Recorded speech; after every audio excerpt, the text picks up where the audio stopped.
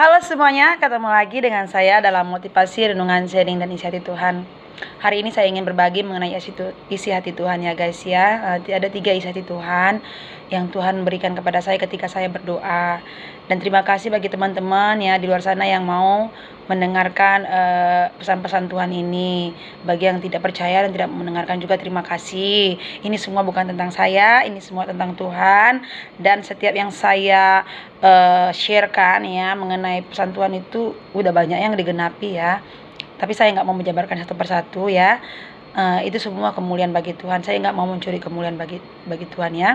Nah, jadi 3 pesan itu yaitu Tuhan berbicara mengenai bangsa Indonesia. Tuhan sedih melihat Indonesia karena tidak ada satupun ya pemerintahan pemimpin kita, bahkan masyarakat pun tidak ada yang mengasihi bangsa ini dengan sungguh-sungguh.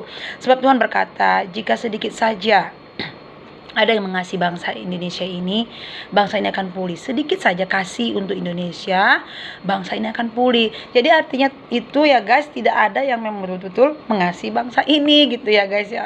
Oh my goodness. Jadi ini tuh saya dengar ya, Tuhan mencurahkan isi hatinya. Bahkan pemerintahan kita, pemimpin kita pun tidak mengasihi bangsa dengan sungguh ya. Kenapa?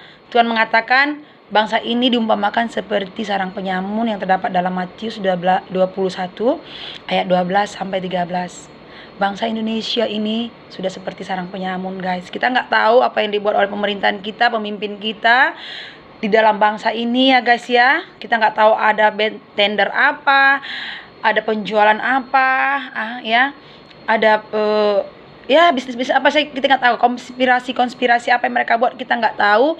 Tapi Tuhan menyatakan Indonesia ini sudah seperti di Matius 21 ayat 12 sampai 13 ya. Kenapa? Karena Indonesia ini Tuhan mau menjadi rumah doa bagi bangsa-bangsa, tapi orang membuatnya menjadi sarang penyamun ya guys ya.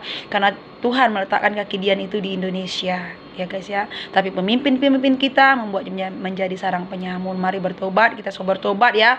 Bukan pemimpin kita saja bertobat, kita bertobat. Dan juga ini tentang gereja. Ini pesan yang pertama. Yang kedua itu gereja.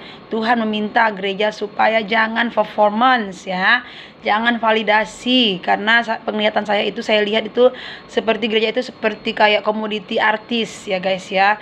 Gereja seperti menjual ya untuk keuntungan masing-masing ya. Kita nggak tahu juga gereja buat apa, tapi Tuhan tahu ya guys. Saya sendiri pun juga tidak mengikuti gereja-gereja yang trennya apa gitu hari-hari ini ya, tapi Tuhan tahu.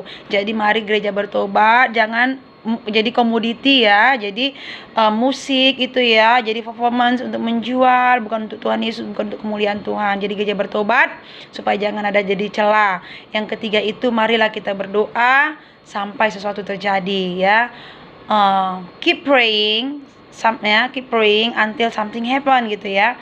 Jadi jangan jemu-jemu berdoa ya untuk pemulihan keluarga kita, pemulihan pekerjaan, pemulihan kota, pemulihan diri kita sendiri, bahkan pemulihan gereja dan bangsa. Jangan jemu-jemu berdoa ya sampai sesuatu terjadi ya. Bagi teman-teman ya guys di luar sana yang mungkin sudah bosan berdoa ya, tetaplah berdoa. Keep praying and see something happen to your life and to your family, to your church and to your nation. Okay guys, God bless you. See you.